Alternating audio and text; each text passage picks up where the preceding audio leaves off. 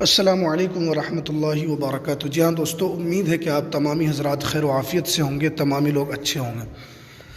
जी हाँ दोस्तों, एक बड़ी अपडेट निकल कर आ रही है, काफ़ी बड़ी अपडेट है। अब्दुल कय्यूम अंसारी को मदरसा बोर्ड के चेयरमैन बनाने की मांग शुरू हो गई है। अब सरकार को एक लेटर भी लिखा है। ये मांग जो चेयरमैन बनाने की अब्दुल कय्यूम अंसारी को हो रही है, वो किसके जानिब से हो रही है? तो क्या मदरसा बोर्ड के फिर से अब्दुल कय्यूम अंसारी साहब दूसरी मर्तबा चेयरमैन का ओहदा संभालेंगे? इसको लेकर हमारे पास काफ़ी मैसेज आ रहा है। तो क्या आपको इस वीडियो के अंदर हम बताएंगे कि क्या अब्दुल कय्यूम अंसारी साहब मदरसा बोर्ड के चेयरमैन फिर से बन सकते हैं या नहीं। क्या लोगों ने उनके सिलसिले में जो सरकार को लेटर जो लिखा है कि क्या मदरसा बोर्ड के चेयरमैन फिर से ये बनेंगे, पूरी जानकारी आपको इस वीडियो के अंदर हम बताने की कोशिश करेंगे। तो आप इस वीडियो को पूरा ज़रूर देखें। वीडियो शुरू करने से पहले आपसे एक छोटी सी रिक्वेस्ट है, आप अगर हमारे इस चैनल पर नए हैं तो इस चैनल को ज़रूर सब्सक्राइब कर लें, बेल के आइकन को भी आप ज़रूर प्रेस कर लें, ताकि आपको बिहार मदरसा बोर्ड से रिलेटेड हर छोटी बड़ी अपडेट आपको सबसे पहले मिल सके। तो चलिए हम वीडियो को शुरू करते हैं। जैसा कि आप अपने स्क्रीन पर देख रहे हैं कि बिहार मदरसा बोर्ड के तत्कालीन अध्यक्ष अब्दुल कय्यूम अंसारी को पूर्ण मदरसा बोर्ड के अध्यक्ष पद पर मनोनीत करने की किया गया मांग।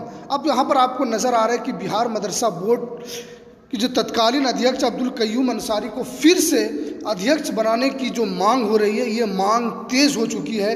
क्या मदरसा बोर्ड के वो चेयरमैन बन पाएंगे? यहाँ पर देखिए, प्रेस विज्ञप्ति जारी कर मुख्यमंत्री नीतीश कुमार से क्या गया अपील, पूर्ण अब्दुल कय्यूम अंसारी को बनाया जाए चेयरमैन। जो यहाँ पर आपको साफ साफ यहाँ पर नज़र आ रहा है कि मुख्यमंत्री से उनको पूर्ण अध्यक्ष बनाने की जो मांग की जा रही है, ये कितना सही है।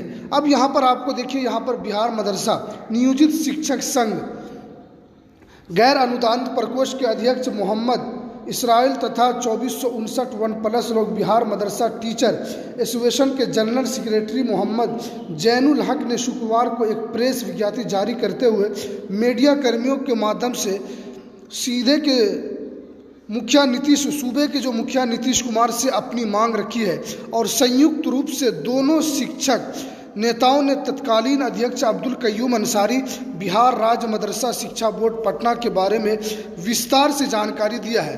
उन्होंने बताया कि अध्यक्ष पद पर बैठने से पहले 609 मदरसे जो गैर अनुदानित थे, उन मदरसों को अनुदानित की श्रेणी में लाने के लिए सचिव अंजुम तरक्की के पद से रहते हुए उन्होंने बोर्ड से लेकर सचिवालय तक बहुत सारी मेहनतों को काम किया। यहाँ तक कि शिक्षा मंत्री से इन मामले को लेकर बात भी किया।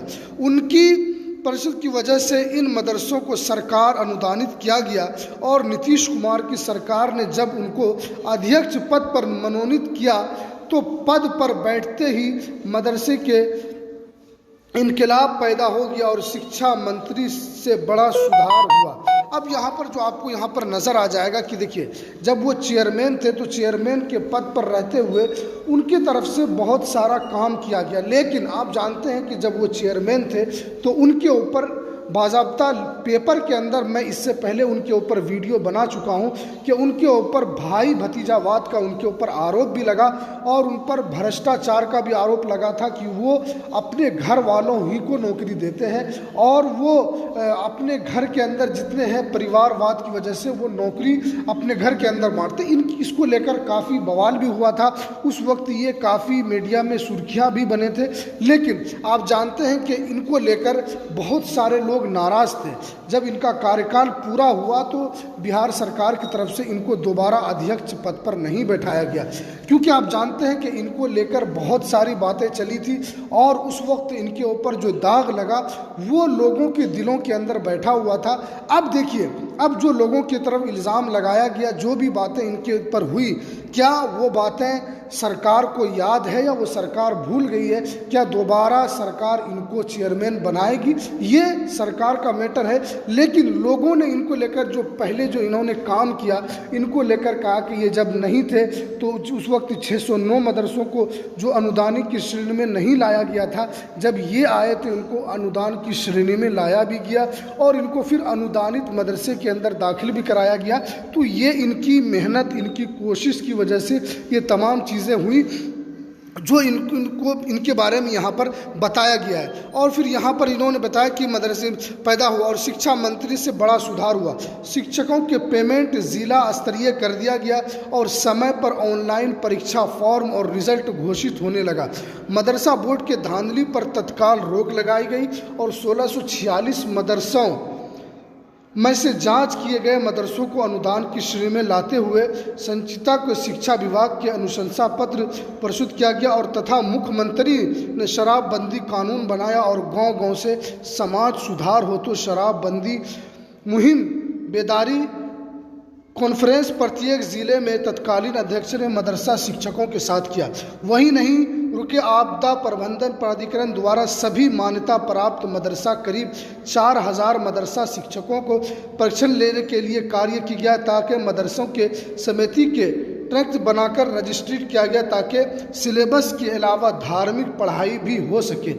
NCERT और SCERT जो मूल्य जो मदरसों में लागू कराया गया। यही नहीं रुके, तत्कालीन चेयरमैन मदरसा बोर्ड अब्दुल कय्यूम अंसारी ने मदरसे में सूचना प्राप्त होने के लिए प्रेस विज्ञप्ति प्रकाशित कराने का व्यवस्था कायम किया, जिससे कोई भी सूचना मदरसा बोर्ड के परीक्षा नियंत्रण को हो जाए और सचिव व अध्यक्ष को जो आदेश होता था सुबह होते ही मदरसा शिक्षकों के पास सूचनाएं प्राप्त हो जाती थी। उनके पाठ्यक्रम के मदरसों में बहुत ही रिक्त सीटों पर बहाली भी हुई और मदरसे में पढ़कर निकले वाले छात्र छात्रों को समुचित स्किल और कॉलेजों मदरसा और दूसरे देशों नामांकन हेतु स्वीकृति कराया गया और वस्तानिया कापी जांच का मुआवजा 3 वर्षों का सभी शिक्षकों के खाते में डाला गया।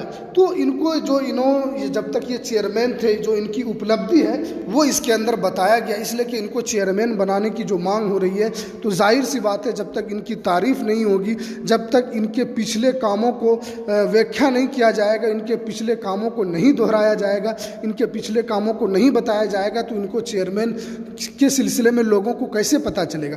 तो इनकी एक तारीफ में जो इससे पहले जब वो चेयरमैन के पद पर थे तो इनको लेकर जो बातें हुई थी उन्हीं बातों को जिक्र किया गया है। लेकिन एक सबसे बड़ा सवाल है और जो सबसे बड़ी बात है, क्या इनके ऊपर जो भाई भतीजावाद का जो आरोप लगा था वो कितना सही था, ये एक सबसे बड़ी बात है।